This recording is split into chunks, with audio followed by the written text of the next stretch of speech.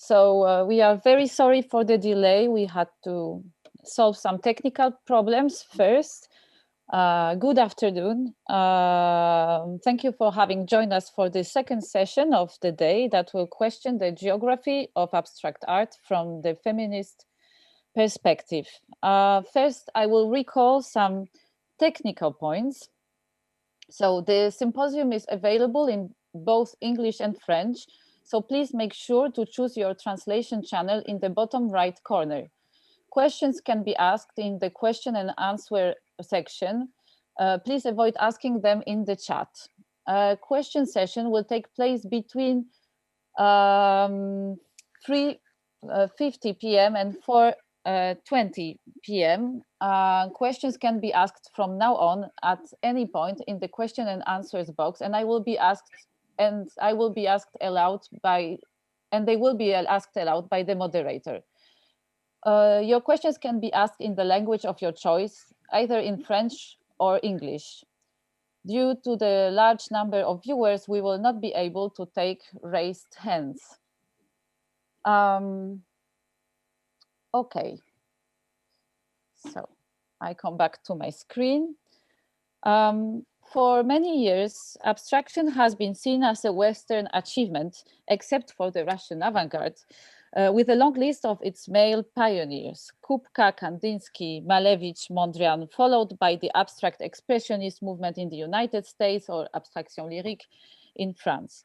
The following session aims at rethinking this single narrative by analyzing works by three women artists whose art and careers challenge the linear history of abstraction and its clearly defined geographical areas.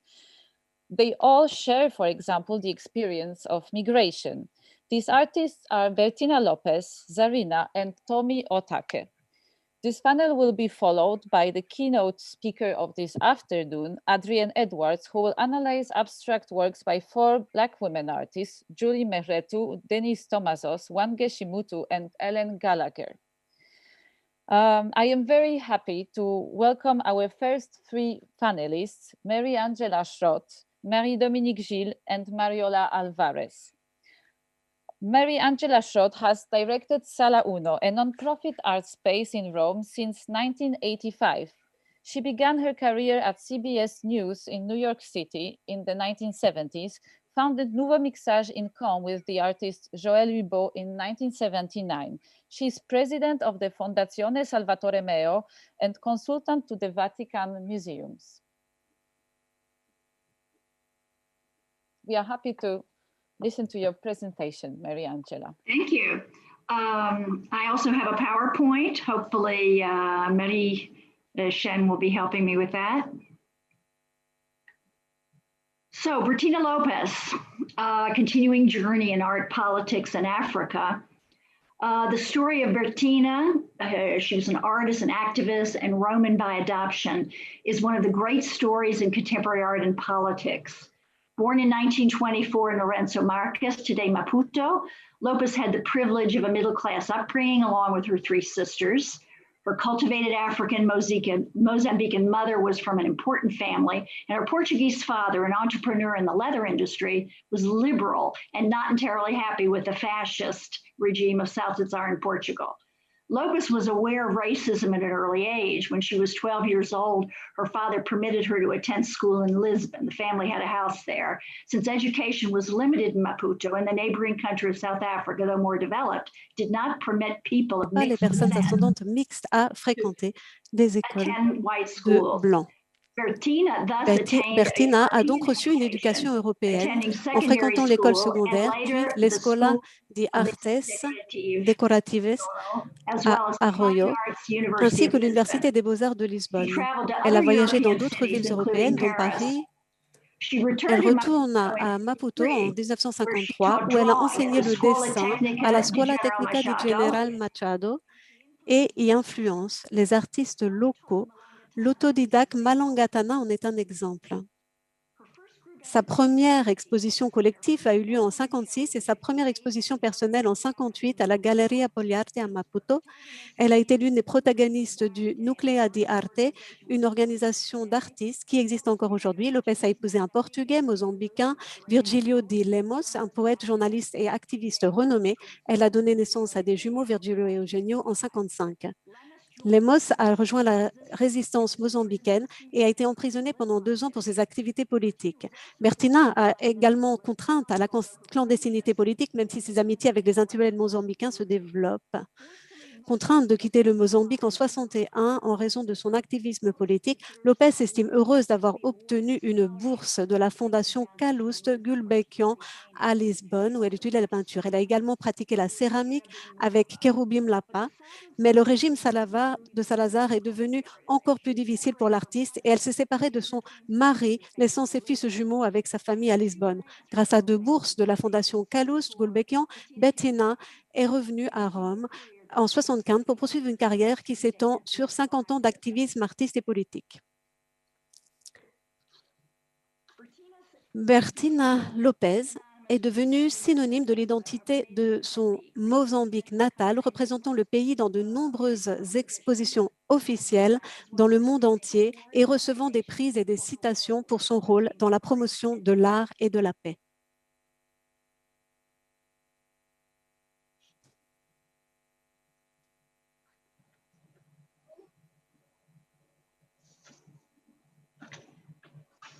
Africa and Euro-African artists in the 1960s did not have an easy time anywhere, and Rome was probably the single most difficult international venue for Bertina. In contrast with the United States, France, English, German, and Portugal, all of whom had vast colonial holdings and post-war empires in Africa, and thus a burgeoning interest in contemporary African artists, Italy was a kind of backwater for this discourse. In a kind of reverse role, however, Bertina's presence in the city made an impact. In her first exhibition in Rome at the Galleria Astrolabio in 1970, I'm sorry, I've got my pages mixed up here.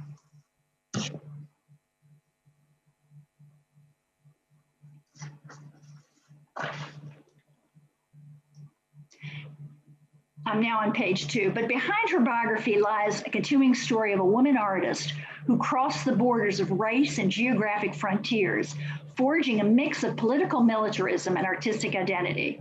Migration is a key word here since the early 1990s in both geopolitical construct and economics, and especially for the link between Africa and Europe.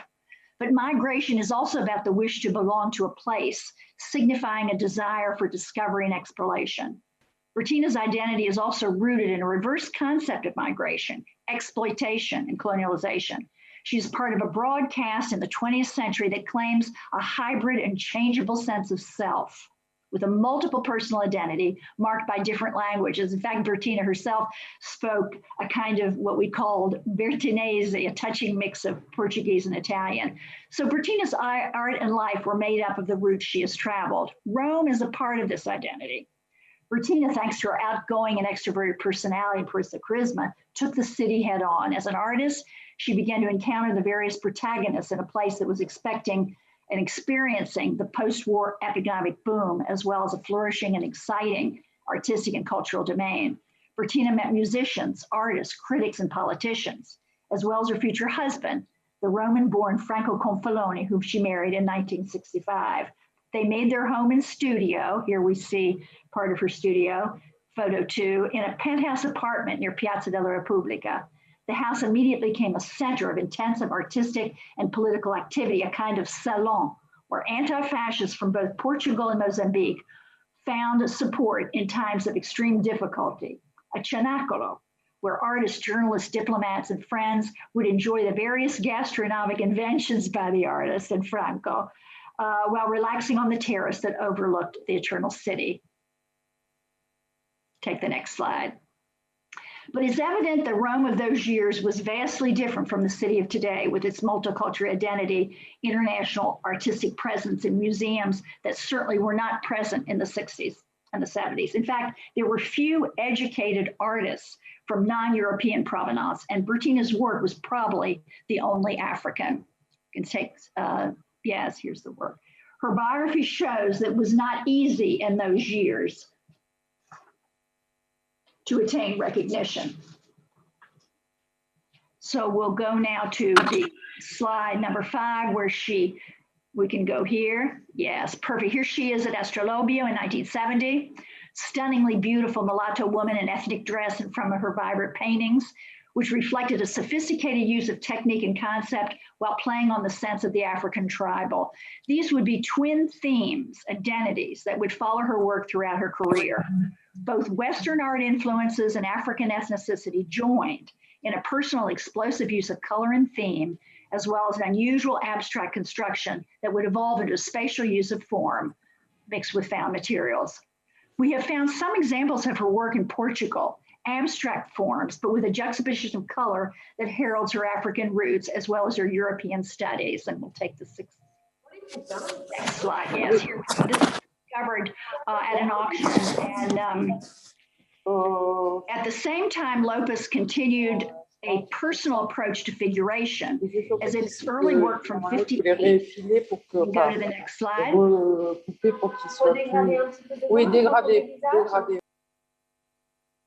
We'll take slide 7. Perfect. This is very important work from 1958. Am I Dreaming is the city. It's now in the National Museum of African Art in the Smithsonian. I thank Karen Melbourne for her help on this. The canvases painted between 63 and 69 are marked by an austere and scarce figuration. The plan of composition gives no concession to deviation and is centered by dark human outlines following a simplified scheme like a pyramid. And we'll take the slide 8. There we go. An urgent necessity of concreteness emerges in this phase, accompanied by an exact mirroring between image and title, underlying a didactic intention that is immediately communicated. We'll have the next photo. The clear need for theme, though conducted by concise language, does not result in realism, but in images of intense lyricism and clear symbolic fervor. It is not by chance that Lopez in this period drew inspiration from the poetry of her friend Jose Cavallarina. Discomfort, hunger, thirst, and the search for solidarity inside the group, whether nuclear or extended family, were themes that preoccupied Lopez during this period. And we'll take the next slide. The pyramid dissolves into disconnected constructions and upsetting forms that phase find their summit in the next slide, Il Grido, the big scream, which Lopez completes an intentional rereading of Picasso's famous Guernica. From 1969, with her first of her totem series, we can go to the next slide. Lopez worked in the style of abstract figuration, complicated by a necessary texture and material given it by the mixed medium. The iconic image, however, remains rigidly indebted to the use of clear outlines. And we'll go to that next slide now. The political turning point of 1975, the year Mozambique gained independence from Portugal, is significantly internalized by Lopez, only now discovering how to freely discard the chromatic crustings of paint previously forced into precise formal limits. With the large canvases dedicated to the independence of Mozambique, painted between 75 and 76, Lopez breaks barriers, eliminates blocks, and allows a flow of iridescent color on the surface of the canvas, crowding traces of repeated superimposed eccentric rays and circles. We can go to this slide now. There we go. The sun, the people, and the fiesta are combined without distinctions, like a trinity consecrated by the right of a people to recognize their identity. Using abstraction, Lopez makes several surveys. Some are consolidated in a single use of color, some for marked complaints. The convergence of her compositions towards a circular form, whether it is the sun, an eye, or a scream, are recurrent. At the same time, at the end of the 1970s, she was experimenting with a flat chromatic scansion, and we can go to the next slide. There we go. This proved to be a transitory phase lasting up to the 1980s to her grand universal themes. The three moments, birth, death, life, 1988, done with a liberal brushstrokes We'll see that in this slide. Tre momenti, yes. The three moments, birth, life, death, from 1988, done with the liberal brushstrokes on a gestural line. When Bertina confined her expressivity to paint, she probably needed active as indomitable as she is, a terrain of actions and events. Thus, in the 1990s, the Gallian satellite phase was born. In this new series, she introduced to her paintings an imagery of planets in space, the cosmos, and we can see one of those here in slide 18. Perfect. This is a terrain of action that is of little practicality, but of great universal symbolism.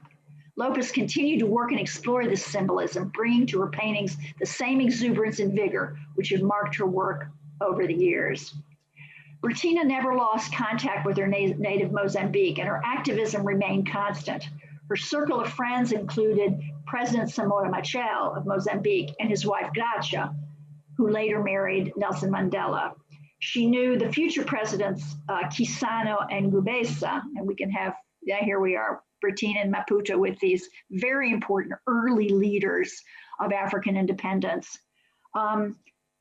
These were the cruel years of the 11-year fight for independence from Portugal, concluding in a victory of governance by the Frelimo, which is the Front for the Liberation of Mozambique Party, in June 25th, 1975, but complicated by an armed opposition activity by the Renamo, the Mozambique National Resistance. This resulted in another 17 years of civil war that was only concluded in 92 with a signed ceasefire between the two factions, thanks in a large part to the Comunidad de Sant'Egidio. But I want everyone to know that Bertina played a seminal role in providing an initial contact in common, bringing these two warring factions to dialogue with representatives taking place in that same studio in Rome, which you saw in the first slide. So we'll have the final photo now. Again, we're returning to her studio. A substantial and profound coherence distinguishes the artistic career of Bertina Lopez, especially in light of a constant belief in social engagement that art in its transmission of ideas and content should assume. An introduction as such seems only valid when one views the diverse expressive connotations imprinted on Lopez's work over the last 50 years. So I want to thank Franco Confalone, who is her husband. He's 86 years old. He still lives in this beautiful apartment in Rome. He's aiding in the Archivio of Bertina. Claudio Coscientini, who has written the single most important book on Bertina called Bertina Lopez, Tutto o Quasi, Palombi Editori in Rome. And of course, we have our Raul Krishna and the Lopez Archives to thank for the photos. And a special thanks to the collector Francesco Ciccone, who's helped us over the years with discovering many works of Bertina, and Michele Zamotti provided assistance in the research and editing, plus the illustrations for this talk. Thank you very much. Thank you, Mary Angela Schroth, for this inspiring presentation of Bertina Lopez's politically involved art and career beyond borders. Our second panelist will, in a way, follow this path with a presentation of the work of the Indian, New York-based artist Zarina. Marie-Dominique Gil is a graduate of the École du Louvre and a lecturer under a doctoral contract at Université Paris 8. She worked for the Centre Pompidou as assistant exhibition curator before joining the Laboratoire d'études sur le genre et la sexualité.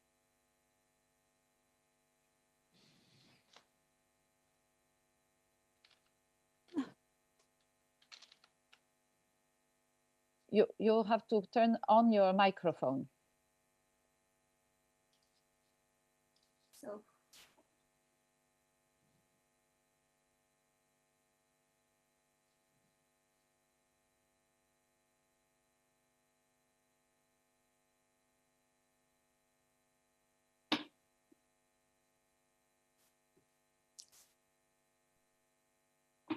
Great, thank you very much.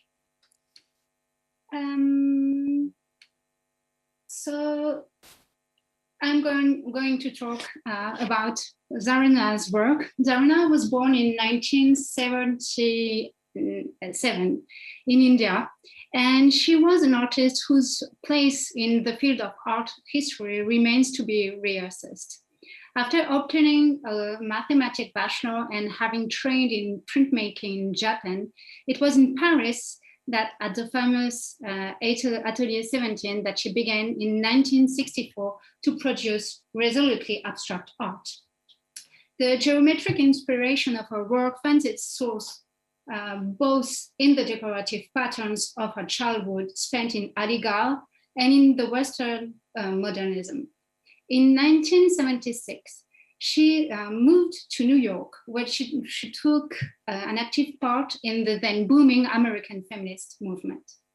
While Zarina's work unfolds at the crossroads of major aesthetic and intellectual movements, it does not exhaustively fit into one of them. Indeed, over the course of her career, she went not only beyond the canons of abstract art history, whose narration is both dominated by men and subject to a certain Western centrism, but also beyond the canons erected by the new American feminist theory, which tended to deny any political dimension to an art supposedly hermetic to reality. In this communication, I will try to see how Zarina built a work that, by challenging the hegemony of the Western model, outlined a new geography of abstract art. I clearly do not seek to offer a complete account of her career, given the already important studies laid by major art historians like Sadia Shirazi or Allegra presented. My aim is to examine the emergence of Zarina's abstraction within the conceptual frameworks led by women art history and post-colonial studies. Indeed, her take on abstraction is the fruit of complex historical developments. As a foreigner living in the US, she viewed abstraction as inherently transnational rather than national or international. While examining how Western and Indian influences intersect in her abstraction, I intend to reposition Zarina's work in a lineage, or more precisely, a constellation of women artists.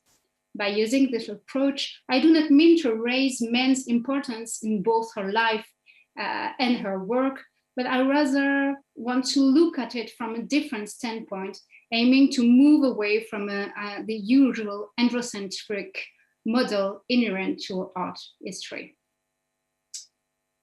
Zarina's path to abstraction defies any summarization. At the age of 21, she married Saad Hashmi, a young diplomat whose career involved regular position abroad. It was at a diplomatic party in Thailand that she discovered printmaking, as she found herself struck by a woodblock print on the wall. She asked the host right away about it and knew then she wanted to learn printmaking. From her first classes in Thailand, she formed an enduring love for carving, which lasted throughout her career, but she credits Paris for her art formation. From 1963 to 1967, she moved to France with her husband. Because she had read about Stanley Hayters, who was then based in Paris, she decided to join his workshop called Atelier 17. When she first met him, she felt compelled to tell him that she had never been to art school. She was very surprised when he answered that he also never had a formal artistic education and that he had himself studied chemistry. At that time, the lack of art school education was strongly was against the conventional historic background of abstraction, which was strongly built on an elitist art for art's sake theory. This discursive relationship to theory might explain both their dismissiveness of the classic strict separation between art and reality, as well as their hierarchy between the so-called high art and low art. At Atelier 17, Zarina formed an interest for the materiality of the lines and linearity, which became an enduring preoccupation throughout her career. Her interest was made roughly obvious in the titles of numerous of her print series, especially those from the late 1990s, such as Road Lines or A Life in 9 Lives that I'm showing right now. Her preoccupation with the aesthetic possibilities of the lines stemmed from very different influences. She credits the automatic drawing exercises learned at Atelier 17 as fundamental to her own practice. These exercises required her to draw straight lines across a page and then connect them. Hayter, who compared artists' lines to a heartbeat, regarding this task as deeply personal, as a deeply personal process. This idea became integral to Zarina's work, as shown in later works such as Sinking Boat with a Heartbeat and Almost There. However, even if she was, in her own words, attached to the line, she did not consider the abstract grid as a modernist invention.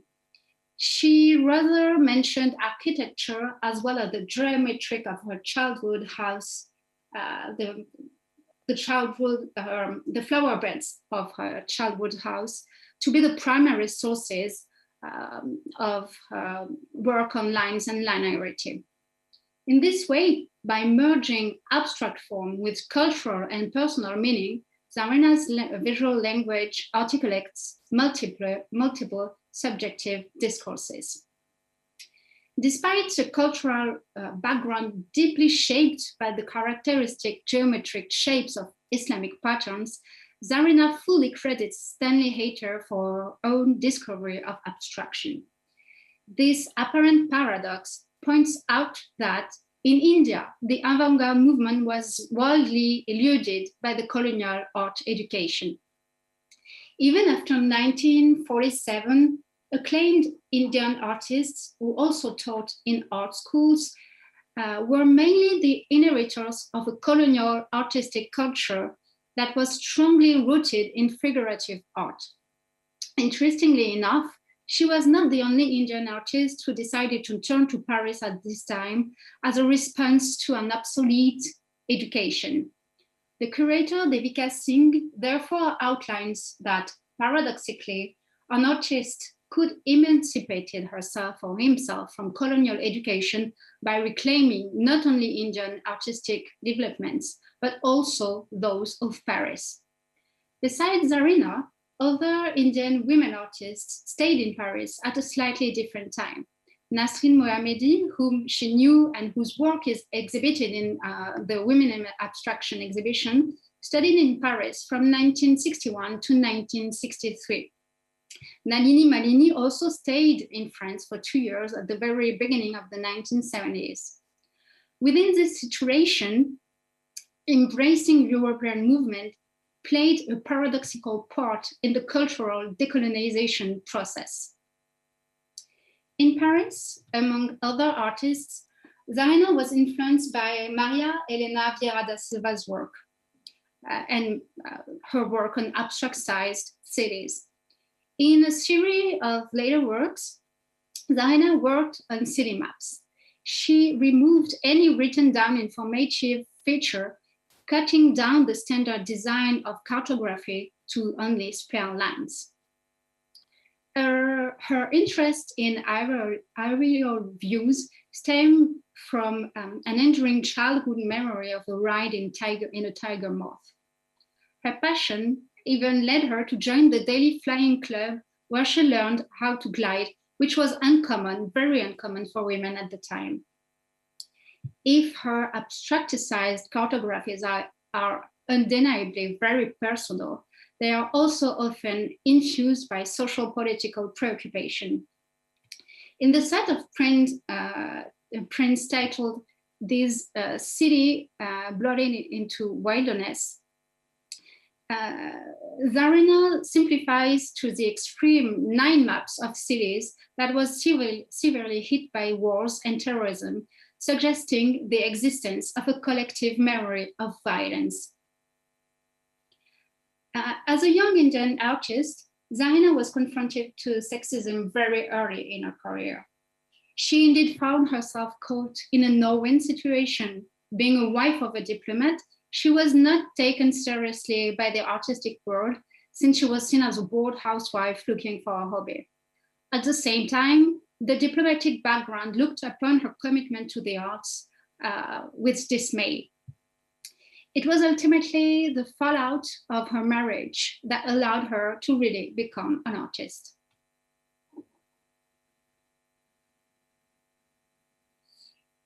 Back in Delhi in 1968, Zarina separated from her husband and was only then, in her own word, finally living like an artist. During that period, she established a career and asserted her style. Her woodblock print work took a new turn as she started to make prints from found wood. She would collect old wood from the side of the world and then oil it, ink it, and print it in works such as Walls and Cage, which I'm showing right now.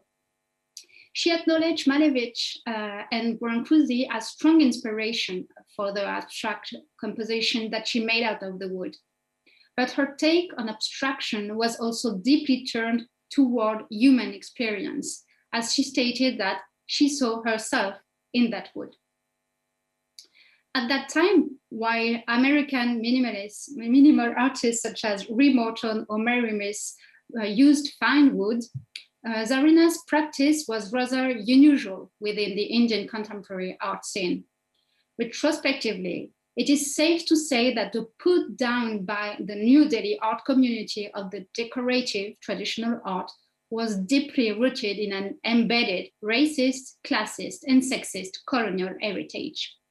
Therefore, even though she was then exhibiting her art stilly in India, the social backlash that she faced prompted her to move abroad.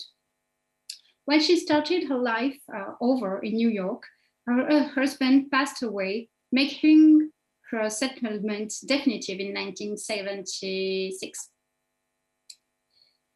When she arrived in the US, she was, in her own word, most impressed by the art made by women artists. Zarina retrospectively acknowledged that it was such an important time for feminist artists. Emerging in this context, she read Lucy Lippard, and recalled that the works by Louise Bourgeois, Agnès Martin, Nancy Grave, Harmony Hammond, Nancy Spero, and May Stevens were very influential on her own aesthetic growth. Upon her settlement in New York, she began to weave together the theme of home and exile, even experimenting new mediums.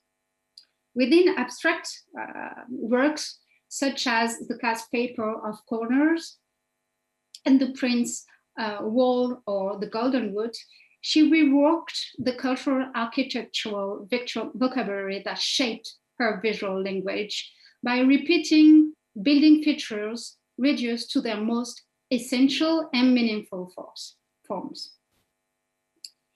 In 1979, she was invited to join the editorial collective Heresis for the Third World Women issue. However, she quickly distanced herself from the mainstream women movement.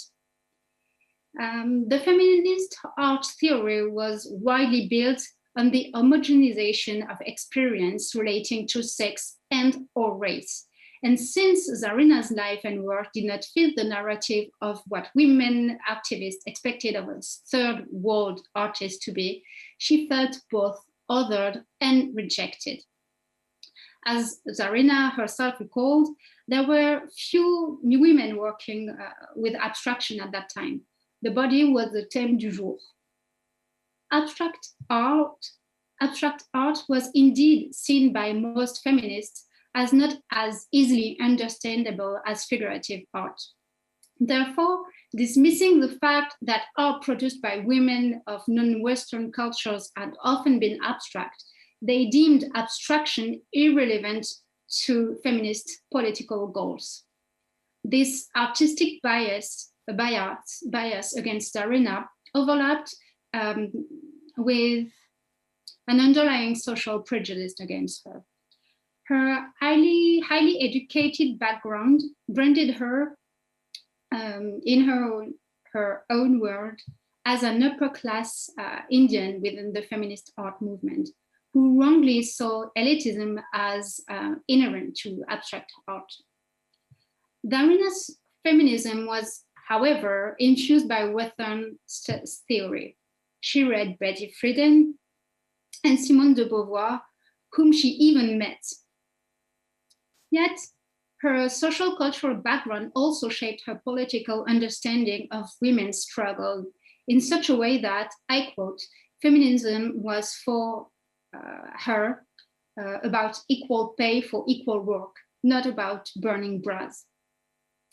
Zarina's understanding of sexism was deeply rooted in her cultural experience. Accordingly, Zarina preferred to go only by her given name, questioning the sexist tradition of taking a man's last name, whether he was a woman's father, brother, or husband. Within the print, My Father's Home, she outlines the traditionally gendered and unequal distribution of domestic space in North India.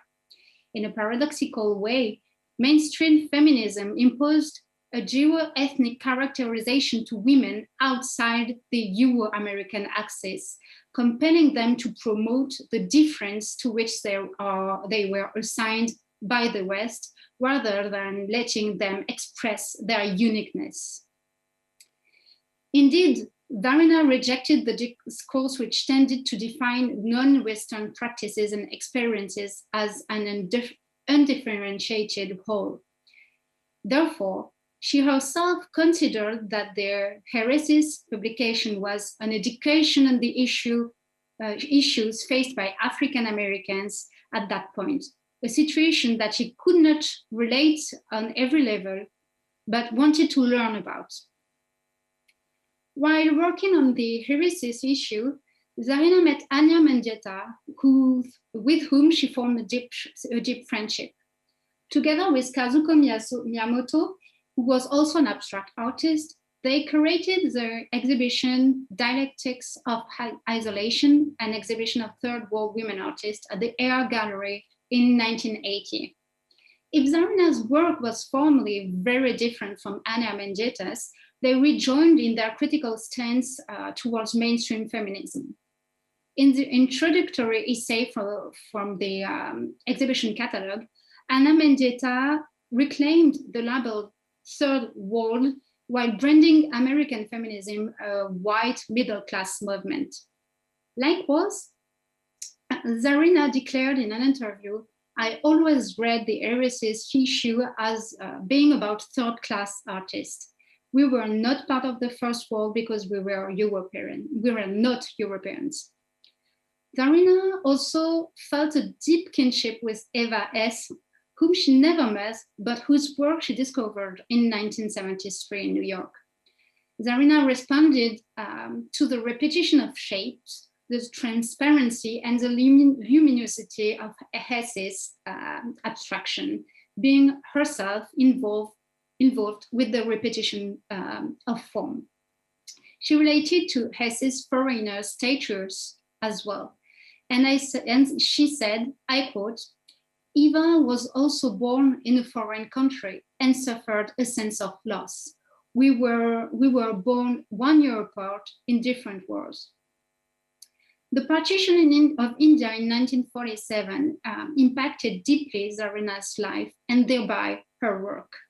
Being, in her own words, too Muslim for the US and India and too Indian for Pakistan, she embraced exile as an identity.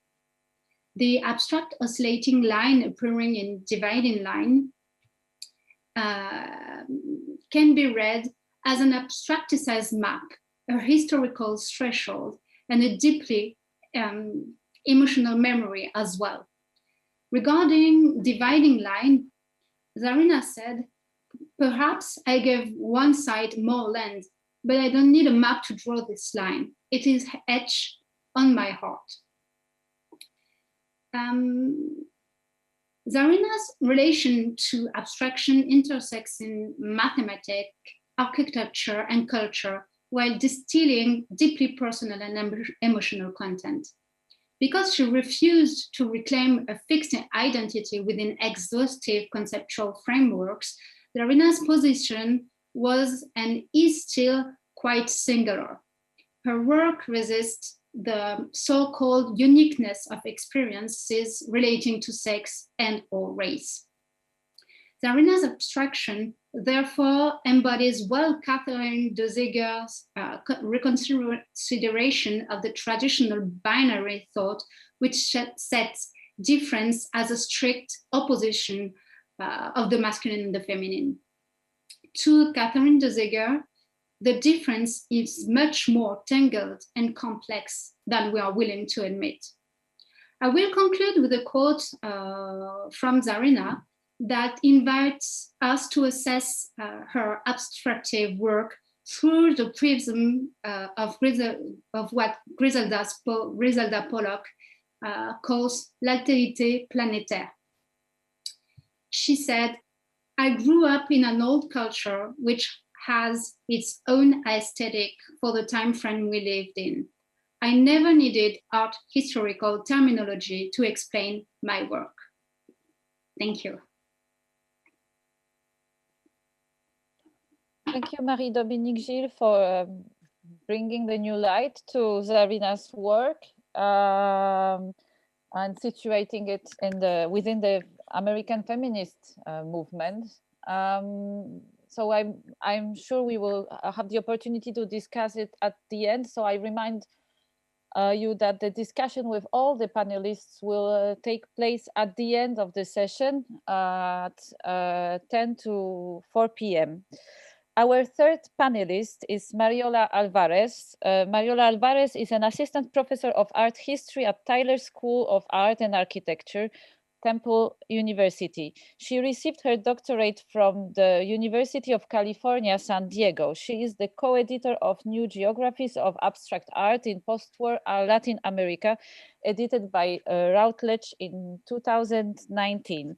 And she will present and analyze the work of Japanese-Brazilian abstract artist Tomi Otake. Thank you, Matilda. Hopefully everybody can hear me. Thank you to all the organizers of this fantastic conference, especially to Christine, Eleni, and Marie. And echoing the speakers yesterday, I only wish to be reunited in person in Paris one day and to be able to see the exhibition. Tomi Otake was born on November 21st, 1913 in the city of Kyoto in Japan.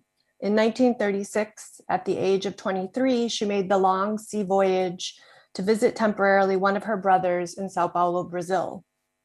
Upon her arrival, her brother decided she would stay longer due to the growing global turmoil and eventual start of the Second World War. The following year, she married a Japanese-Brazilian man, and they raised 2 sons together. Though she had taken an interest in art as a child, she did not become an artist until later in her life when domestic responsibilities demanded less of her time. As Otake noted about her return to art, quote, I had already forgotten my desired vocation, which felt doomed to be sacrificed to the routine of domestic work, end quote. Her artistic career was dedicated to abstract art, moving broadly from gestural works, like you see on the left-hand side, which I'll be focusing on today, to a loose and imprecise geometric style in the center, and then to a hard edge abstraction like you see on the right-hand side. My presentation today will examine her early paintings from 1950 to 1970 as a way to examine her abstract art practice through both her diasporic experience and her identity as a woman artist in Brazil. Otaki formed part of a larger community of Japanese immigrants, many of who had come to Brazil as migrant labor to work in coffee plantations. Beginning in 1908 until 1940, nearly 200,000 Japanese men, women, and children immigrated to Brazil. Most pre-war immigrants believed they would return home, so they maintained their connections, religious, cultural, and linguistic, to Japan, therefore remaining apart while within the modern Brazilian state. They formed ethnic enclaves on the farms and in the cities, read Japanese newspapers and magazines, attended schools in Japanese, and worshipped the emperor. Japanese Brazilian artists in Sao Paulo worked and socialized together, forming the art group Grupo Sebi in 1935. And you see here multiple photographs of their working together, as you can see in the upper left, and also then many socialization moments. Otaki joined the group in 1953, which offered professionalization and community, artistic and cultural. Unlike the more familiar model of a group as defined by an a priori program, Sebi was eclectic in its art styles, including both figurative and abstract artists. Focused on recruitment, critical exchange, education, and advocacy, the group filled the void for its members, especially in response to the broad disinterest by the Brazilian public, as well as the internal lack of support by Japanese families for their children to become artists. Although they remained informed of trends and changes in Japanese art through magazines and newspapers, the group also negotiated, quote, the loss of a Japanese aesthetic sensibility, in the words of the group's founder. Their immigrant experience meant they could not recreate their world in Brazil, even with the knowledge and goods brought with them from Japan. It no longer made sense in the world in which they now lived. Grupo Sebi formed community among Japanese Brazilian artists and provided a network to navigate the Brazilian art world. In this way, reminding us that diasporic artistic processes are the result of unfolding experiences of belonging and unbelonging in a new homeland.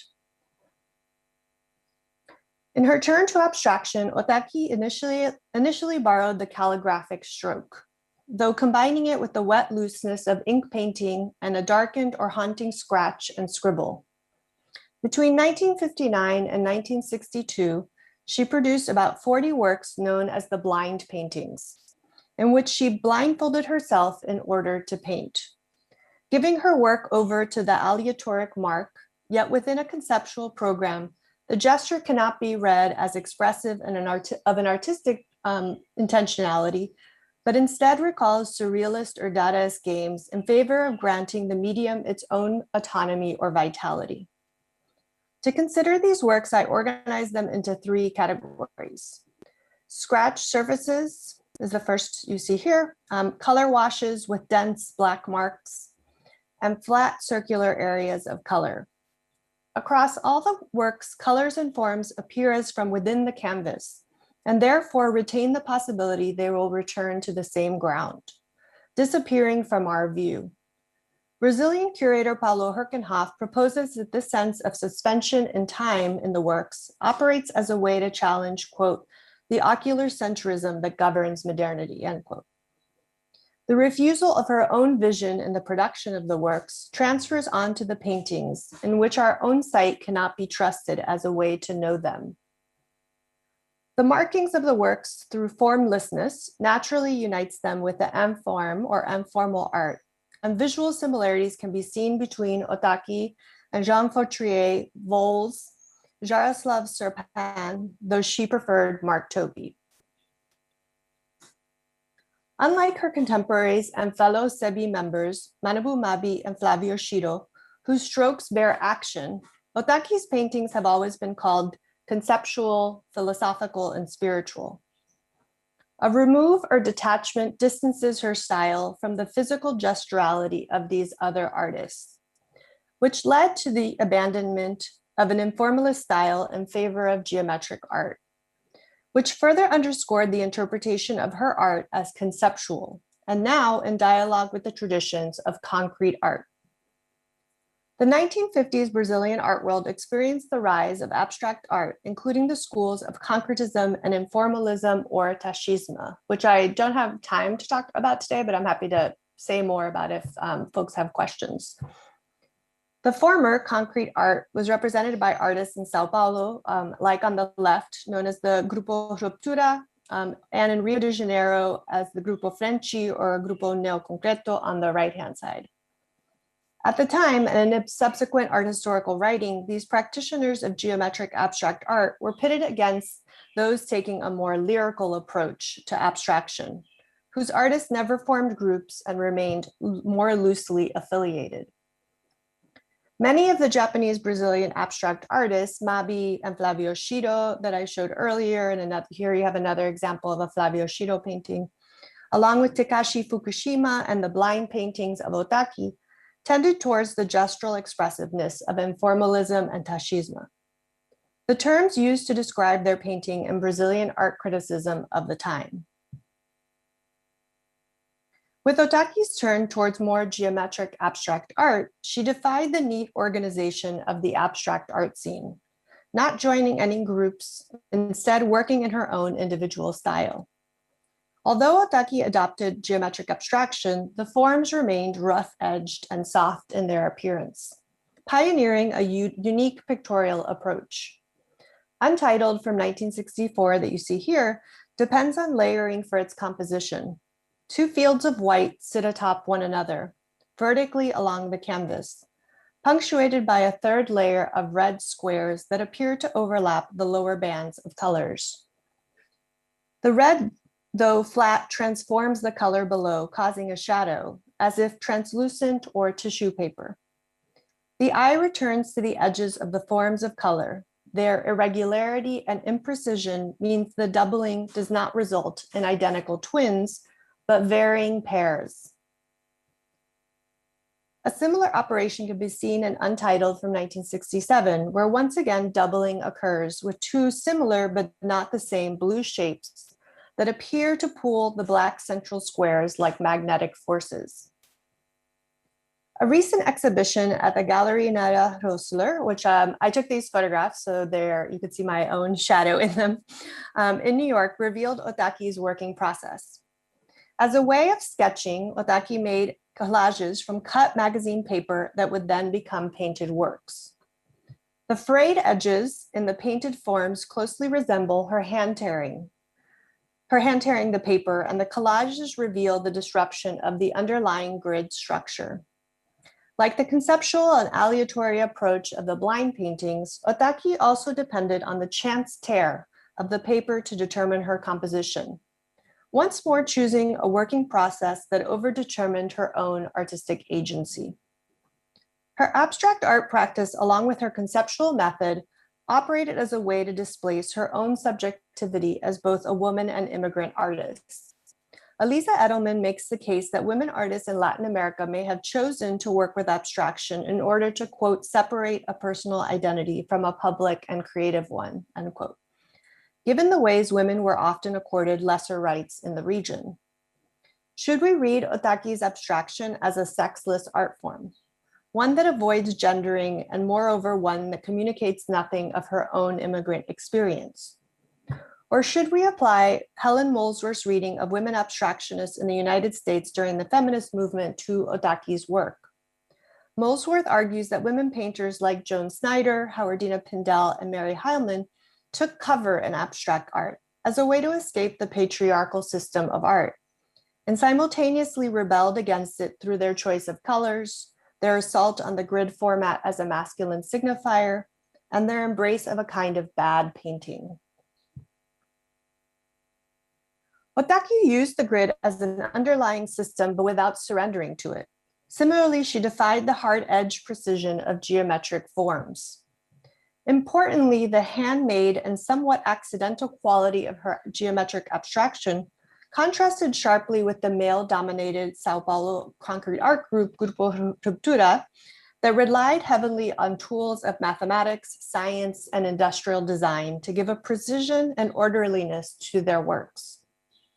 As a result, Otaki's paintings bring together the appearance of spontaneity through the gestural stroke with the order of geometric abstraction in their infrastructure, an ordered disorder.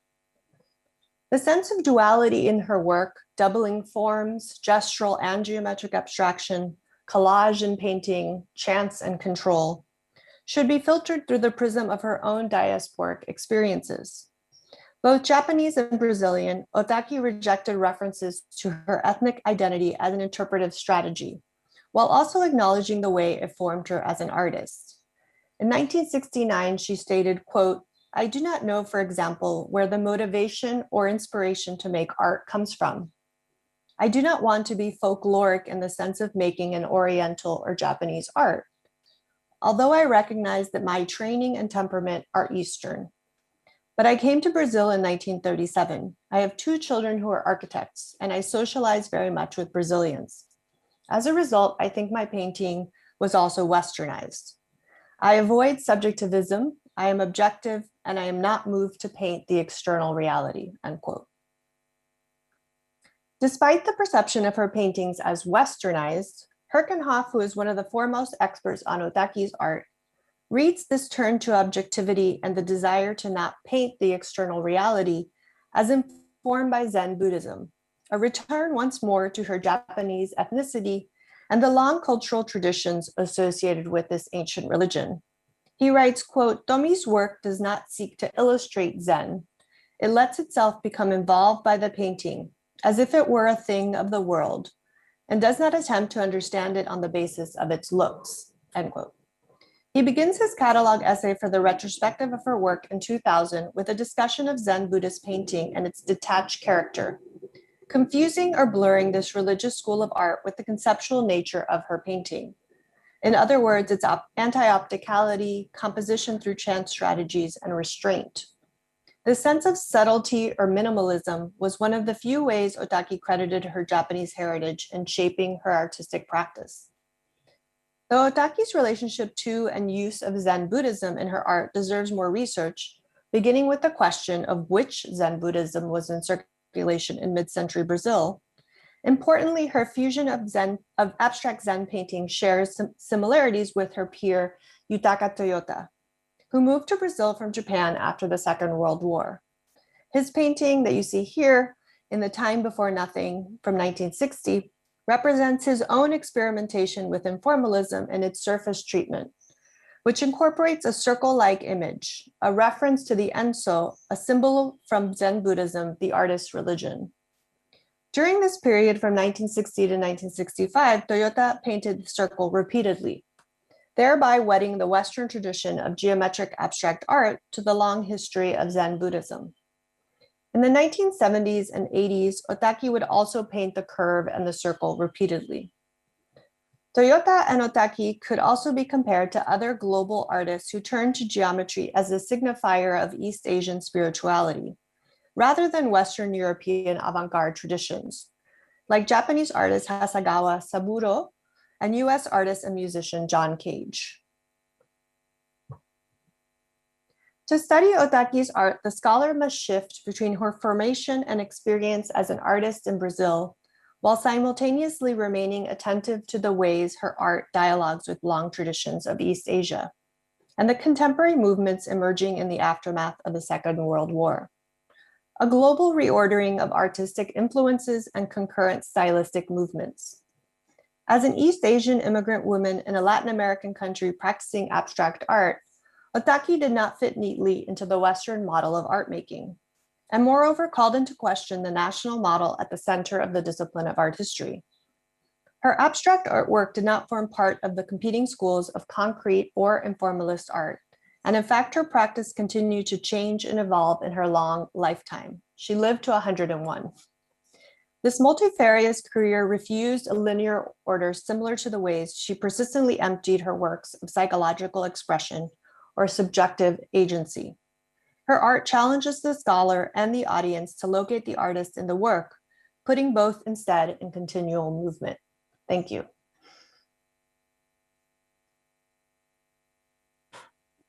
Thank you, Mariola Alvarez, and thank you all the panelists for your thoughtful papers that enlarge geography of abstraction, showing more complex transnational analysis of artistic practices and careers across countries and continents, and revealing variety of references and concerns that lay beyond the language of abstraction, much more three-dimensional vision of multi-dimensional vision of abstraction.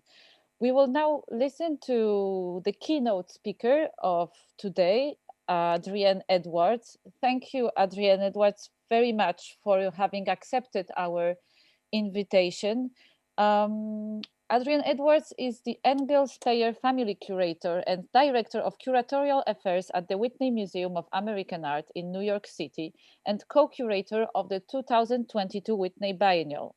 Previously, she served as curator of Performa in New York City and as curator at large for the Walker Art Center in Minneapolis.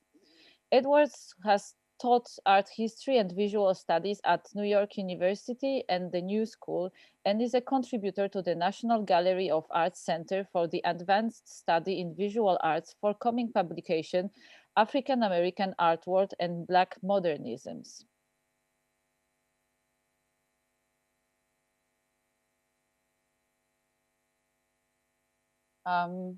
Adrienne, do you hear me?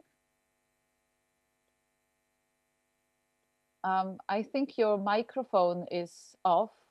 Could you turn on? Hi, I was told that we would be starting this at 9:30 my time. So I just need a couple of minutes. Okay, of course. Yes, thank you. I'm sorry.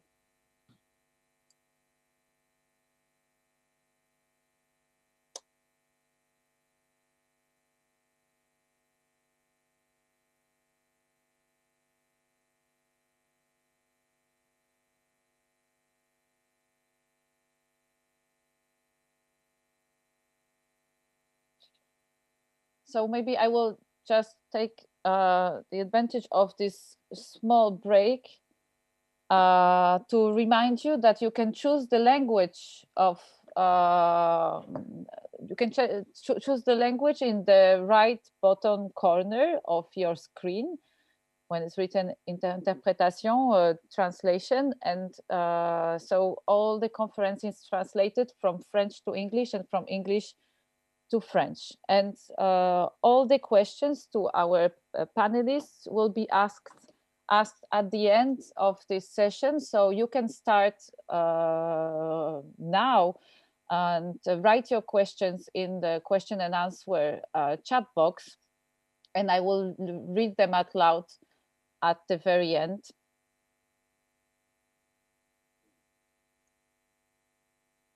So you are welcome, of course, to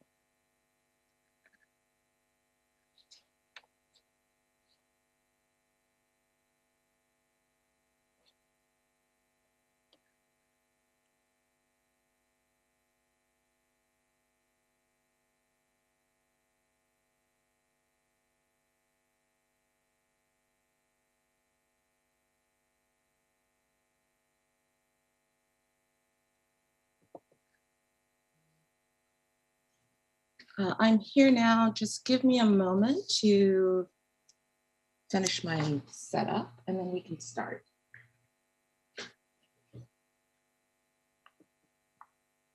Thank you, Adrienne. And so I'm sorry again for this rush. I haven't seen that we were in advance. Yes, they had said on the schedule, my time 9:30, I thought, but it's no problem. Okay, thank you. Usually we are late. See, these are the efficiencies we realize with Zoom, no? Yeah, I think so. Okay.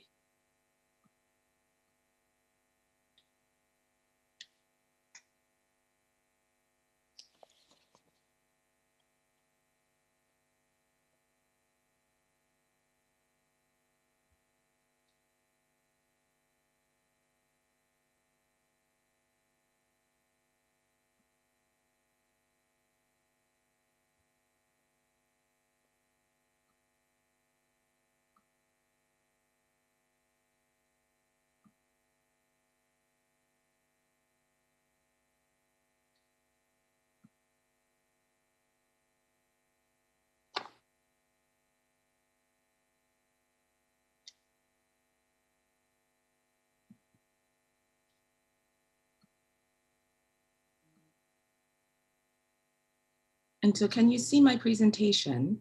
Yes. Okay, great.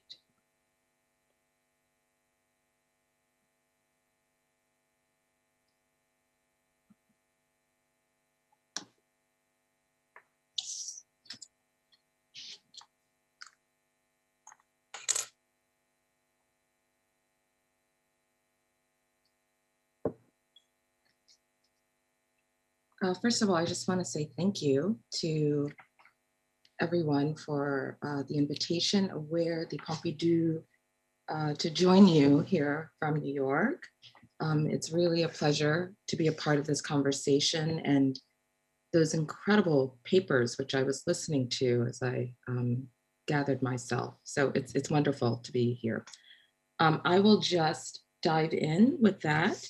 The title of this paper, which rounds up a lot of thinking that I've been engaging with over recent years, is called Sent by History. Sorry, I had a light go out 1 second. Okay, the Sent by History, ornamental thickness in 4 variations. There is an extensive art historical discourse on the ornament that is impossible to fully outline here, but I do want to point to the set of circumstances involving performances of power through which the ornament evolves and how it has been reimagined in the abstraction of 4 Black women artists working in North America, Africa, and Europe from the early 1990s to today. Julie Moretu, whose work you see here, Mogama, from the 2012 Documenta, Denise Tomasos, Wangeshi Mutu, and Ellen Gallagher. They are important figures in the generation that follows the period covered by the Women in Abstraction exhibition. And I want to illustrate the ways in which they employ thickness as an ornamental embellishment to illuminate how and why abstraction is coagulated and fleshy. For them, the thickness of their work involves the conflation of concepts and techniques of abstraction in which ideas are materialized and therefore mattered in paintings, performance, installation, and video art. Their shared archaeological and anthropological processes interrogates modernism and its conventions, functioning as an aesthetic of possibility within capitalism's systems of modernity that have instigated the conditions, affects, and context we describe as Blackness. Blackness is indeed becoming abstract. Accordingly, their qualitative and relational peculiarities clarify the ways in which their works are inventive of subjective forms, which is to say, self-abstracting the abstract object and perspective of a Black female life mutually in a coterminous event through a shared affective tone, the whole array of modes, means, vibrations, pitches, styles, manners, states, and values assembled that are sieved into the abstract work, thick, dense, precarious, dispersed. The mode and means and methods are the dynamics and choreography of capitalism itself, accumulation, repetition, precarity, exhaustion, extraction, and so on. It is never as simple as the abstract work representing the system or Black female life, but rather that its very objectness has an attunement to and a tone in its qualities, in its affective tonality that enable the viewer to effectively feel them both. In such a theoretical framework, the ornament as thickness codifies the accumulation of historical refractions, and these borrowings are sedimentary semblances of demonstrations of social and cultural power. Their thickening process approaches the very tenets of the ornamental as a form, in as much as it adheres formally to our understanding of abstraction, at least formal abstraction. Their work is clearly recognizable as such. However, their conceptual process and the materiality of the work are indications that the original significance and symbolism of formal abstraction, namely that it is void of social, political, and ideological capacities, is undermined, which is to say made ornamental, folded upon itself, abstracted to the extreme because the works are made to hold all their concerns. These artists traverse one epoch to the next, divulging how the ornamental in its proliferation and circulation becomes a generalization of a thing's earliest incarnation, which is not to say that it is a reduction of the referent, quite the opposite. However, the ornament's performance, which is how I like to think of what it does, and by extension, the thick embellishment of the artist's works is one of luxuriant excess, lavish surplus, and exorbitant nimity. Their art is imbued with and expresses their own internal power, radical, thick, vibrant matter as containers for their will, motives, and aesthetic choices. The ornament of thickness functions as a visual reproduction of power through an absolute absorption and incessant circulation, not of the image, but of strategies of opacity and the productive capacity of obfuscation. From the vantage point of what lesbian sister activist poet Vaudrey Lorde called the shadows, that operates from within an aesthetic of the senses, as Mark expressed, quote, not only the five senses, but the so-called spiritual senses, the practical senses, desiring, loving, end quote. So I want to start with Julie Mehretu in particular, who was born in 1974 in Ethiopia, in Addis Ababa, and lives and works in New York.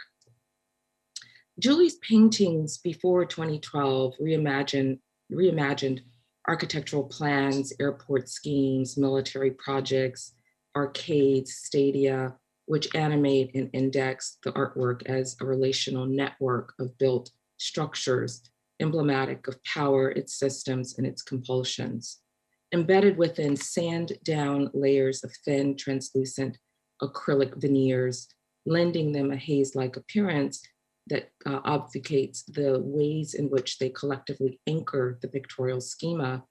These works reference structures materialized as metaphors of an ever-forward onslaught of progression, dominance, and domestication.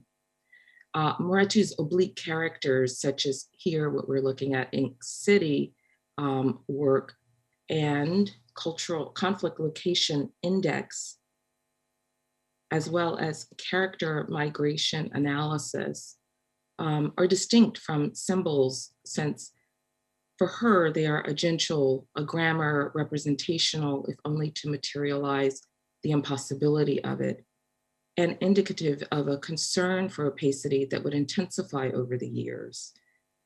These aesthetic moves recall what Edward Glissant's notion of errancy, or another way to put it is showing up to withhold.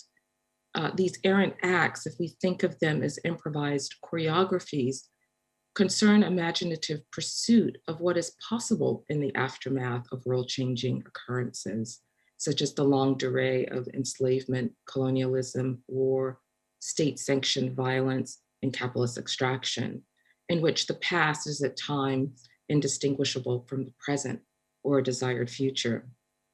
Mehretu's art then and now has manufactured ways to contend with the systematic positions imposed upon us by placing into relation a range of material references, social, political, and historical experiences, as well as formal techniques and innovations. The mind breath drawings indicate a turn towards a more expressionistic, performative factor that would come full circle in her suite of gray paintings, a 5-year body of work running from 2012 to 2017, in which she implodes her signature style, exemplified in the architecture of paintings, of which the monumental, this is an installation of the Mind, Breath, and Beat drawings, so you can get a sense of their scale. And here's Cairo. Cairo 2013 is the last. The political, social, and historical references evident in her previous abstractions did not so much as disappear as they were pushed further toward the extremes of opacity, illegibility, and withdrawal. Ironically, the photographic image, the most representation of visual art forms, one could argue, appears for the first time in Invisible Sun. This series of paintings runs from 2012 to 2015, and I'll focus on them for the remainder of my marks. However, here the image is blurred, a more maximal treatment of the erasure of marks in Moretu's earlier paintings, and the palette restricted and decidedly dark, rendered in hues and washes of black, white, and gray. It is a moment in which the artist was conceptually concerned with visual nihilism when confronted with the failure of language, visual and otherwise, accelerating the capacities of formal abstraction to redress the social and political realities that led to the Arab Spring in 2011 and the extrajudicial killings of Black Americans that fueled the creation of Black Lives Matter. Moretu recalls this moment as being between two things where there's, and this is a quote, between two things where there is an erasure of something. It was blurring the image rather than drawing it or using the architecture that all of a sudden felt like a kind of absence, especially if you reduce it to black and white. It became a kind of phantom or what could be suggested but not completely told, but then it is not completely represented or depicted. The way I would draw was within or between that schism. So inside of that, what could grow? What could be found in the break? What was in the gap? What was in that space? Sometimes it was inside the drawing because it is not a built structure. It is not time collapsed. This is like the ruin. What can emerge from within the ruin, from the erasure of all of that, end quote. The lucid black line transformed into the void of the black blur in Moretu's most recent work has a sense of boundless space and mysterious time. Unlike the indexical visual language that I started with of her characters, there has been a total collapse of the geographical, geopolitical, personal collective then and now. The blur signals both a limitless recession and an indeterminable advance, situated in the reality of earthly concerns, but desperate to go beyond them. The darkness, now bright, as in illuminating, even revelatory, is the only adequate representation of the events at hand, which is also to say those long gone, and mark the impossibility of charting them, grounding them as the earlier paintings painstakingly aimed to do. These works are remarkable for what they withhold, for their ability to insist upon the brink of invisibility and ravishing in their intense proximity to the abyss in muted tones, soft yet dense chromas, and bizarre radiance. The gray paintings are like flickers of a dying light on the brink of capture and release, gray to convey the immediacy of the intermediate. The result is a meditation on movement, relation, and errancy as indeterminate, which we can correlate to Moretu's evolved black line situated in a gray plane. Gray is metaphoric for the betwixt, a liminal space the viewer experiences as a vertigo haze that dissipates optical legibility. The radical ambiguity of such formal devices liberates structures and systems, which capacities we come to know through appearances that trouble the visual field through operations of dematerialization, repetition, and obscurity, wavering between clearly delineated and blurred black lines. For the black mark could be something and nothing at the same time. The black mark is the event, conceptualizing, spatializing, mattering, sensualizing, generating, the irreconcilable and the incommensurable as revolutionary acts of change and defiance. Next, I'm going to turn to Denise Tomasos. Denise Tomasos was born in 1964 in Trinidad. Her family migrated to Canada, to Toronto, and then she then did another migration and came to the United States. And she died at a very early age in 2012.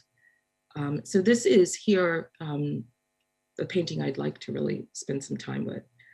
20 years prior to Moretu finding herself in the ruin of her work, Tomasos was already deeply exploring ruins herself, the event of enslavement and its afterlives, incarceration.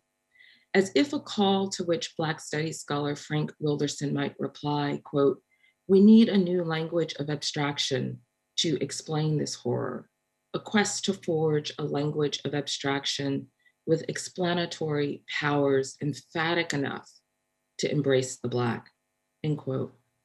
In Displaced Burial, Ile de la Gorée, 1993, Tomasos' emphatic lines reroute and rearrange at the level of surface in order to approach the very impossibility of the site they index, knowing the absolute impossibility to ever represent such events, but they converge, overlap, and abide through the chaos they convey, a darkness that has anachronistically rearranged reality.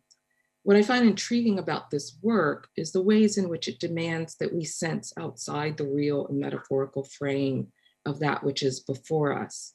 What theorist Brian Masumi has described as a perceptual feeling is that which resonates even in the absence of proof of presence. Its difference between what is seen as opposed to what is felt as an excess over and beyond and deeper than that which is actually physically in the work itself, at least in any literal sense. The theatrical saturation, thickness, and color avoid the discursive and figurative language of representation, while nevertheless posing a new sensual, visual, haptic, visceral ideogram in abstraction that performs duality, a sort of shape shifting between the desire for representation and terms for resisting it. Displaced Burial exemplifies how non-visibility is not invisibility. It holds the unspeakable in reserve. By reserve, I mean to hold out for reparatory potential that resonates even in the absence of this proof of presence. To hold in reserve is an act of distancing, of retaining for oneself, which does not, in this instance, concern itself as an act of care, because to reserve neither takes responsibility for something it did not bring into fruition, nor does it observe or squelch the unstinting desire to show itself as pained, but rather reserve is a taking asunder, a gathering the bits, fragments, shards, and setting them aside as an absolute requisition against our overwhelming visuality. The metaphorical capacity of the Black object, its uncanny plasticity, undermines the precipice of illegibility, the abject abstracting that structures Black embodied Blackness. That's a quote from Zakiya Jackson. Displaced Burial and here Virtual Incarceration made the same year co-compose one another. Between them, joint activation contours a different attunement to the same event. The containment of embodied Blackness, which is to say they relate abstractly, and abstraction through systems with the intent to abstract, human life rendered as capital for individuals and the state. The modes, means, and methods are the dynamics and choreography of capitalism's subjection upon Black life. This occurs in Tomasos' monumental abstract paintings when their subject matter of enslavement and prison appear as detached from out or outed in, as if to be present, they must be actively excluded. The mark making is a kind of metaphorical embodiment, a tactility that lends a physical quality with the capacity to constitute its own corporality as tangible, visceral, somatic presence, not type, but force, color, facture, scale, texture, thickness. Moving on to Wangechi Mutu, I'll play this while I go through her work. I want to describe this work. So Wangechi was born in 1972 in Kenya and lives between New York and Nairobi. We see here in Mud Fountain, work from 2010, Mutu's practice of autoethnography, a mining of her own culture and race to create a conceptual and material system of meaning. In this instance, mud is incorporated as a medium with a very specific associations. In this performance for the camera, Mutu naked stands in a narrow stone corridor as mud begins to slowly drip onto her shoulders. She barely sways as the mud escalates its flow down her back, while intermittent sounds of flies, barking dogs, and ominous tones reverberate. Mutu's vulnerability gives way to the barrage of mud as she comports her body into a ball on the floor, covering her head. The mud does double duty as both the visual and sonic material of the work. Mutu, who studied anthropology, understands the impact of it and ethnography as tools in the European colonial project, particularly as it relates to Africa and the ways in which these disciplines influenced Western modern art, for example, Cubism and Surrealism. Beyond mud's signification is that which sustains life forms. Mud is a material Mutu uses to reconsider the stereotypical notion of a certain kind of African femininity, which raises issues of class and begs thoughtful consideration of who is the woman who works close to the earth. For her, mud is also a geological force with immense potential to devastate. Further, she is recalling the soil of Nairi, her parents' birthplace in the central highlands of Kenya, and the Kikuyu's relationship to the land, where the earth's hue is an intense vermilion, resonating with a range of paradoxical metaphors such as life, blood, and capitalist resource extraction from minerals such as iron or bauxite. Mutu's explication of the importance of mud in her work brings to mind important contributions of Black and third world feminists such as the Combahee River Collective, Angela Davis, Trin Minha, and Gayatri Spivak, who have created a cartography of subaltern and particularly Black women's double oppression and exploitation as a result of a compounded gender and racial hierarchies. These thinkers trace the imbalanced division of labor and women's biological work in reproducing working class beings, which traverse nations and times from the earliest manifestation of capitalism during the Atlantic slave trade to the colonial period in Africa and South and Southeast Asia, to the factories of multinational corporations. Further, these feminist thinkers also assert that what the Combahee River Collective and Minha have described as the triple jeopardy of being female, a person of color, and from a decolonized country, noting that oppression does not come in separate monolithic forms, but rather as a perverse dominating interplay of all aspects of these identities, experienced as a reality operating through hegemonic systems. Beginning in late 2014, Mutu began to transform what she typically used for her paintings and collages by shredding, dyeing, saturating, and fermenting it in large batches, this paper pulp that was uncannily similar to the mud cascading over her in Mud Fountain and in her more recent sculptures, which you see one of which here. The pulverized matter was incorporated into the sculptural installation of her multimedia contribution to the 2015 Venice Biennale, titled The End of Carrying It All. I invited Mutu to create a new work for the exhibition Blackness and Abstraction, which was hosted by Pace Gallery in the summer of 2016 in an attempt to further amalgamate the body and matter. Her response was Here Throw, a private performance enacted over 2 evenings in which the artist used this dark, pulpy material to create a site-specific monochromatic abstract painting on a floating gallery white wall. This was the finished result. Here in front is Solowitz, one of his first experiments with the cube.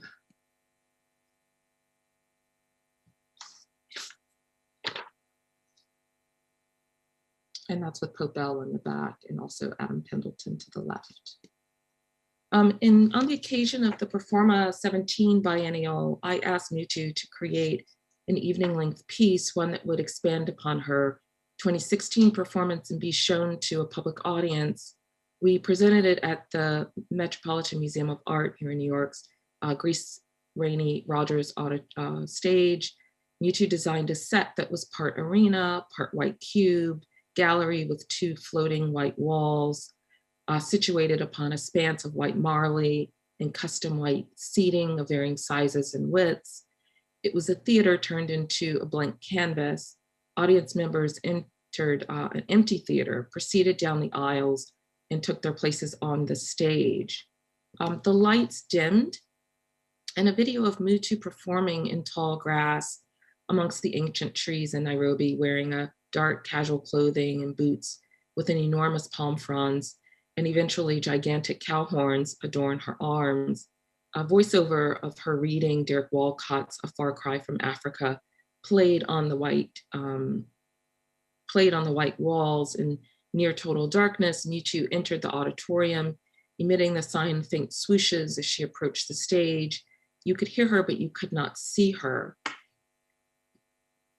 The lights came up. Mutu was there in black velvet jumpsuit, head turbaned, her hands and feet saturated with black dye.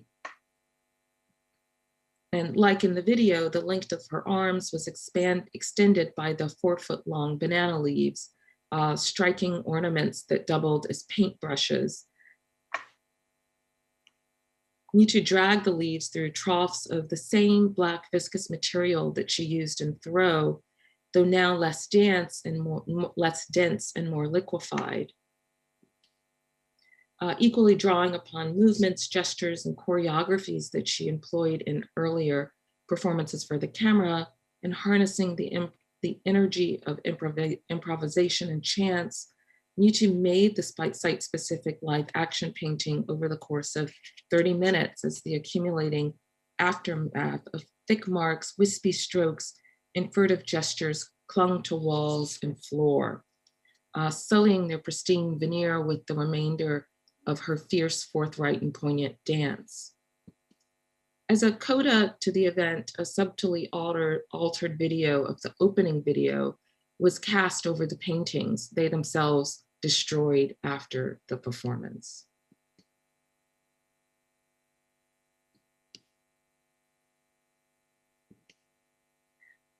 Ellen Gallagher, to sum up here, born in 1965 in the United States, Ellen works and lives in Rotterdam. Similar to Mutu, Ellen Gallagher engages the paradoxes she sets up and upon which she depends through a mode of archaeological extraction of history and matter. In her artworks, Gallagher relies upon what she has described as a jitter, a mode of becoming in which radical aesthetic possibilities emerge from seismic cracks in the surfaces of things, connoting unsteady movement, unreliability, impossible alignments, blind spots, and opacity as a means of escape and flight. The surfaces of Gallagher's Black paintings have been built up to such an extent that they are rendered oblique. The quality of elasticity is distended through the persistent confrontation between the painting's layers. The canvases waver between their constructed layers only to be dismembered as Gallagher draws into them with a scalpel, which serves as a release valve, providing relief from the relentless compression of printed matter, thick gauge rubber, paint, and manuscript paper. These are prescient paintings, thick with material and historical entanglements, are singular examples of the way Gallagher's hand is sublimely resonant in her work, which she has described as sentient geographies. For the exhibition Blackness and Abstraction at Pace, which Mitu was also in, Gallagher created a new suite of 4 Black paintings entitled Negroes Battling in a Cave of 2016, which took as their point of departure at the time recent discovery of a racist joke, Negroes Battling in a Cave, handwritten under Kazimir Malevich's Black Square on a white ground. In this lost inscription, Malevich references the writer and humorist Alphonse Allais' earlier version of the Black painting from 1897. And his translated was titled Negroes Fighting in a Cellar at Night. Veiled by Malevich's square, scientific analysis revealed 2 hidden paintings, a proto-suprematist work and a hybrid cubist futurist composition alongside the racist joke. These inscriptions trouble our common understanding of Malevich's abstraction as the 0 degree of painting. Each of Gallagher's paintings begins with the stretch canvas painted in a sienna hue, which is then covered with a loose grid of penmanship paper that runs from top to bottom and left to right. As this, a layer of thick watercolor paper is laid down and Gallagher carves into it, inscribing a variation of the curvy embryo-like forms that proliferate throughout much of her work, thus making a kind of bas relief on canvas. The pseudo-phallic inscriptions are also reminiscent of batons wielded in fights. In this context, the question of who the Negroes are indeed battling in the cave is left open. It brings to mind the rebellions of Black citizens against state-sanctioned violence here in the United States, both historically and today. Repetitively interweaving layers of different types of paper and printed material only to enact cuts, carvings, and incised inscriptions, Gallagher gives these paintings a palpable physicality as random pieces of paper are adhered, inserted into depressions, and cut with razor blades to flatten bubbles. The evolution of these paintings is purposeful, yet often to happenstance, responsive to the possibilities literally close at hand, as one thing leads to another through a process of experimentation and selection of material. These paintings are layered with imagery from Gallagher's ongoing interest in marine biology, as well as advertisements from Ebony magazine. Taking a new approach, Gallagher overlays the thick gauge Black rubber with this planted matter. For her, it is the difference between forging steel and welding it, feeling the weight through the fleshy suppleness of the rubber underneath the paper. Gallagher then stains and shellacks the ads with shades of Black paint, veiling the printed matter in such a way that the images and text come through in revelatory ways. The effect heightens the oscillation between the types of cuttings, materials, and colors as the initial layer of earth tone can be glimpsed. Finally, Gallagher applies one coat of high gloss Black enamel paint, sparkling like the surface of the ocean, a significant motif in her art to, as she says, release the work. The optics of these paintings are complicated both for their surface and beneath it, and as a result of Gallagher's archaeological approach, the outer edges are more pronounced, casting shadows through the dynamic oscillation between figure and ground.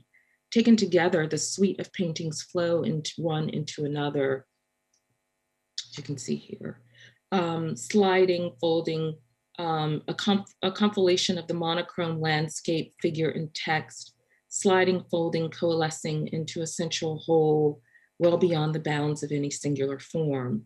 As Gallagher explains, quote, "In these new paintings, the rubber is thicker and creates a steeped visibility that is about desire and lust. The grid has to do with covering the surface of something that will become more inscribable because it is paper. The weave of the canvas is still visible despite the layering, especially after adding the enamel. It is sensual, it is sense, a working knowledge that is very tactile," end quote. Gallagher's formal technique of layering, inscribing, and cutting a range of matter allows the troubled, anachronistic relationship between material, history, society, and culture to be buried and resurfaced like the Alfonso reference in Malevich's work. These fugitive surfaces, hers and Malevich's, are paradigms of resistance, as what may have remained invisible rises through the cracks, animating from within and up into the raking black light. The question of what lies beneath concerns all of these works. For Gallagher, painting is a way of manifesting not only the work itself, but also the ideas which animate it. She recognizes these lines of thought as historical, social, and political constructs to be unraveled and undermined through movement within these works, both in their relation to each other and those of the other artists. At first, Gallagher's work seems direct and to the point. They have an optical immediacy about them, yet the longer we take the works in, we realize there is a different temporality at play, a slow reveal of all that imbues them, which unfolds as the experience of seeing becomes a jittering trajectory of exchange along craggy, shaky, slippery, and yes, thick veneers. Thank you. Thank you very much, Adrienne Edwards, for your very profound insight in the thick and opaque, as you say, works of these four very important women artists. This presentation that seems to me at the opposite of the modernist, neutral, and legible idea of abstraction. So now we will start the question session. I will maybe start with my own question that is directed to all the participants, as I think I see a line between all the artists that we have been studying today. All these artists merge abstract form with critical meaning, raising the question of the possibility of political abstraction, where, to use your words, Adrienne, ideas are mattered. Would you like to develop on this? Maybe, Adrienne, would you like to start, or? Oh dear, I feel like I've already said so much. Yes. I think I know, at least in the context of the United States, in terms of the way that abstraction was initially historicized, the sort of overwhelming pressure, I might describe it, of a sort of Greenbergian influence on formalist. Yes, exactly. Mm-hmm. Interpretation of abstraction. This so-called purity sort of was so domineering that we've had to fight our way back from it, when obviously that was just never the case. And this is why I find the Malevich examples so incredibly generative. You know, something that was literally historicized as a 0 degree of painting, right? The most open, and yet Malevich comes to that in a period of incredibly intense, radical, revolutionary times.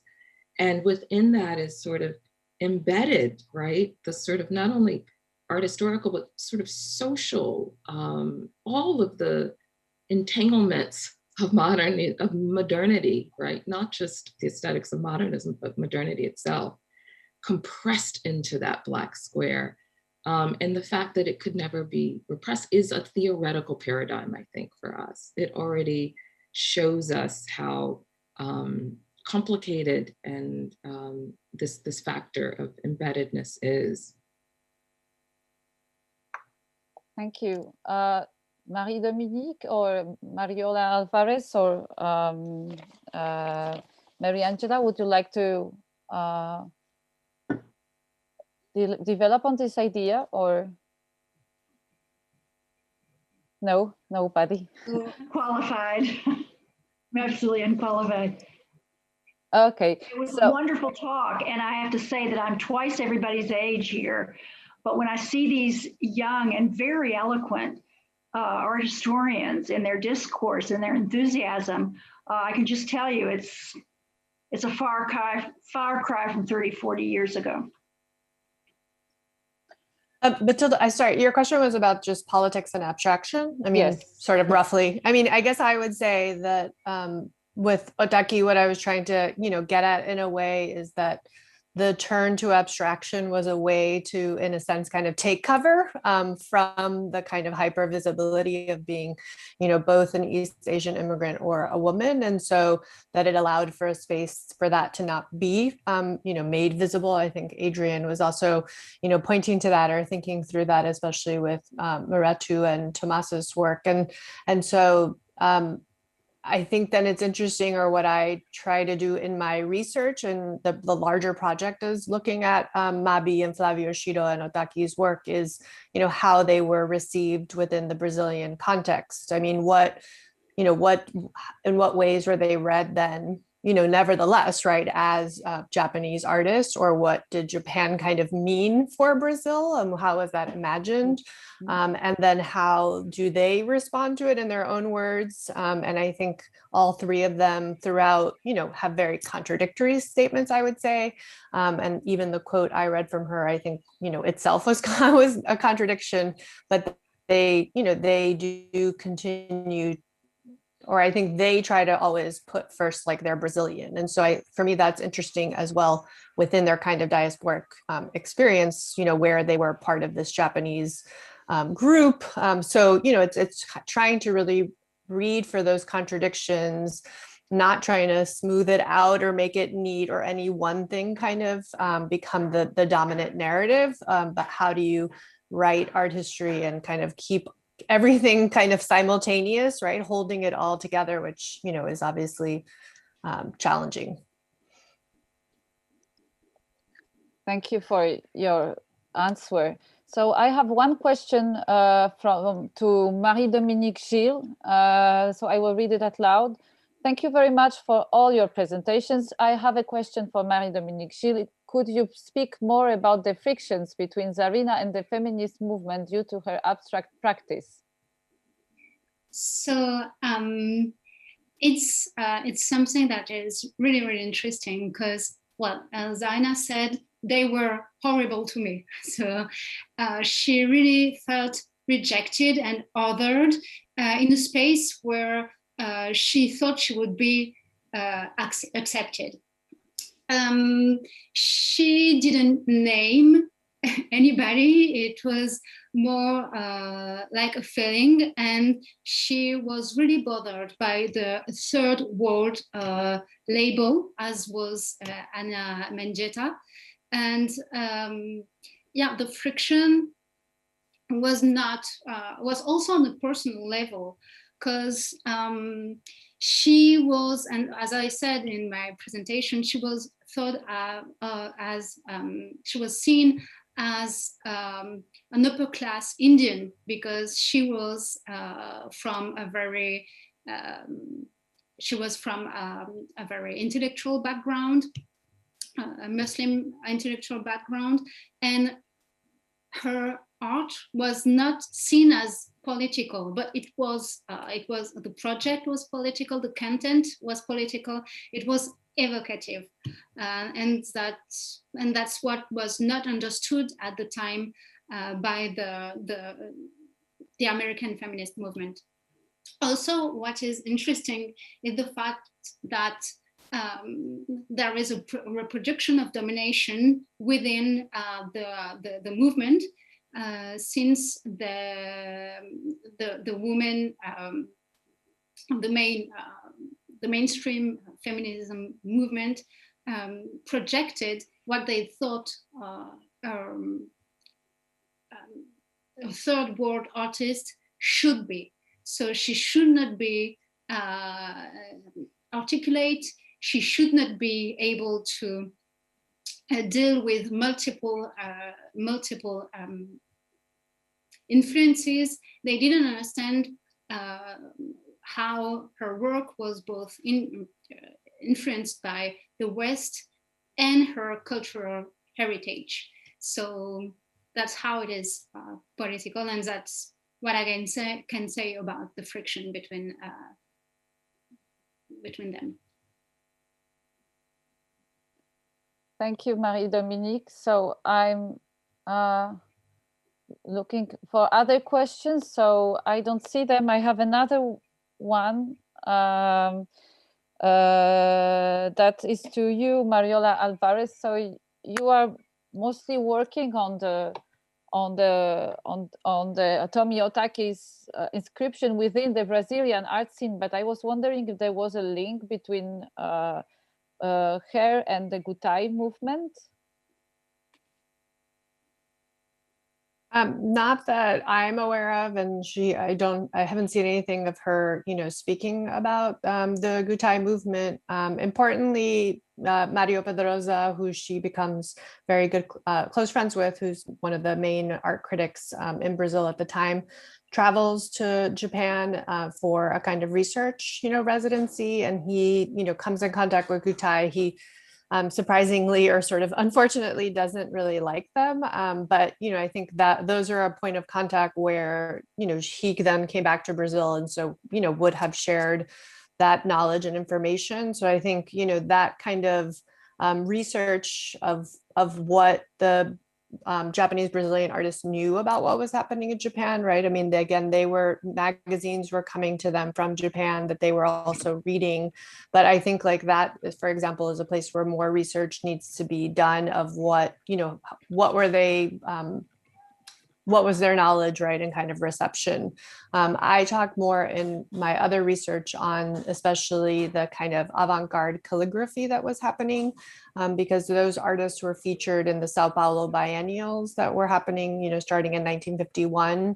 So either, both their works or some of the artists were also traveling to Sao Paulo. So there's direct contact between those artists that, I've been able to show in the research, but nothing yet of the Gutai movement or showing relationships. And like I said, she usually mentions, more, for example, Mark Toby, like I mentioned, she, references as someone that she's interested in. Can I, Matilda, take the opportunity to ask Adrienne a question? Of course. I had a question just about, I loved your presentation. Thank you so much. It was so rich. And I wondered more about the Moretu and Tomasos of the actual making of the work. I wondered if you could talk about the process of making work, which seemed to me so incredibly difficult. So I wonder too, what could be said about the kind of connections you were making with thinking about thickness and opacity, for the viewer, right, as we see them, but then how do you build that kind of opacity? It seems almost like, right, kind of insane making to have to make those works. And so I wondered if you could just say more about that. That would make a great title, Insane Making. And it would be like the perfect title actually for this work. Thank you for your kind words about the talk. I recognize that it's dense and it's hard to do full elaborations. And even when you have half an hour, it's somehow never enough. Funny how that happens. I think with, Julie's work, which I tried to kind of get to, has evolved over time. So there was one way, but maybe I'll just stick to the way that she's making things now. And unfortunately, as we all know, as art historians, it's so great to have technology and be able to do these presentations, but it's nothing like seeing the real thing, where I think this factor of thickness becomes very, very obvious in a way. So the underpainting of the more recent works are photographs, images that she's capturing typically online is where she's sourcing them, but elsewhere too. And those get blurred to such an extent that you really can't make out what the image is. But there's some retention. So if you think about an image that captures a protest, right? There's some sort of already a construction built in how that is formed, meaning you see a concentration of the bodies appear as like a blur or a concentration in one particular area. Or if you see fighting happening in war or something in an image, you'll see a projectile. So there's a way to have a visual kind of resonance of chaos, or a feeling of chaos, and even in the underpainting level. And then there's very thin veneers start to go on top of this image. Sometimes images are overlaid with one another. And then just typically there's a moment of screen printing, also a moment of sometimes spray painting. And then there's a moment of mark making. And all of this just begins to build. But when you're in front of it, you just get this sense of there's almost like an aperture in the more recent paintings, as though you could enter them, like you can actually feel their multidimensionality. And I feel like the effect of the more recent ones is just, that's what makes them so impactful. It's the sense of movement, but also the way in which through a painterly language, she's working with time and a sense of duration. Very interesting. Now, in looking at Tomasos's work, there's a similar layering going on, but it is happening with the sort of layering of the factor. Tomasos did not use the image in the way that Julie does, but what's incredible is how resonant their mark making is. And I have been delving a lot into Tomasos's work because I'm just so shocked by her ambition. I mean, imagine this is like the work of the early 90s, late 80s, and she was working on a massive scale. So to be working on that scale, to be a Black woman in the United States, and to be doing it in abstraction, it's like, I wish I had known her. I mean, she must have been quite a force. I hear she was very much a force. So, but instead, so she's doing it through factor, right? Just kind of really these sort of hash, but it's incredible how resonant they are with Julie's early work. Julie did not know of Tomasos's work. I actually introduced Julie to Tomasos's work very recently. And it's just really makes you think about artist education, the implications of what it means for certain artists to be totally out of view and, you know, sort of not given the kind of attention that they deserve, and how yet that sensibility persists. And I'm really interested in why it is that across generations and time, certain sensibilities persist. You know, why is there this interest, this response to a hypervisuality that you might see in Brazil, that also happens in the United States, that happens in so other places too, right? Certain parts of the Caribbean. Certainly you look at what someone, a figure like a Stanley Brown does in Europe, right? Like resist, resist, resist. And I'm really, you know, maybe this gets back to the political question that Matilda started with, which is, you know, there are modes of resistance that don't need to be obvious. And David Hammond has this great quote, the best tailor makes the fewest cuts. I mean, sometimes you need just the right thing it's a matter of calibration to still have an incredible impact. You stand in front of Denise's work and you feel the oppression, like that layering coming at you with such intensity and on such a scale. You know, it's not about a Sunday afternoon in the park, right? It's really quite something. Thank you. Are there other questions?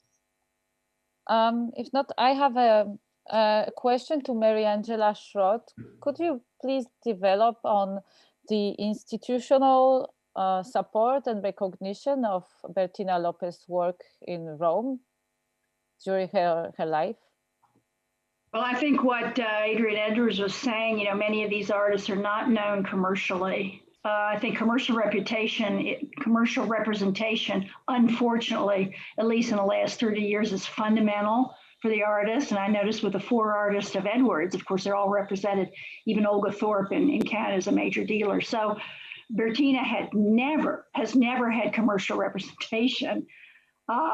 which gave her a liberty to work that was unparalleled, which is why her styles changed, why she was able to, she essentially did whatever she wanted. She sold her work, but she would sell it in a way that was strange. You know, people would offer her a blank check when she did a show in Saudi Arabia, but she would give her work away. In fact, her nickname was Mama B because she gave her work away for social causes. So she was incredibly generous. I mean, this was a political artist who was also a painter, was also an African. And I think she's probably the first African painter that we can, as far as Western discourse, we can say, because she was educated. She was entirely embedded in her politics. So without commercial representation, living in Italy, remember, Italy is not New York, it's not Canada, it's not Paris. Living in Italy, living in Rome is the kiss of death for contemporary artists. And Bertina chose Rome because therefore she was free from many other constraints, especially political persecution. But this is another reason why Bertina Lopez's work is underrepresented and practically unknown in Western art circles. And in which public collections we can find her works today? None, excuse me. None. Okay, so there is a lot of work to do. I hope some curators and art dealers watch our conference and they may involve with promoting Bertina Lopez's work. So I think we will finish this session because I don't see any other questions. Thank you very much for your participation. Thank you for your thoughtful papers. Thank you for the discussion. And so now we will have a small break and we will come back at 4:30 with a panel moderated by Christine Massel, the curator of the show Women in Abstraction. Thank you all for attending and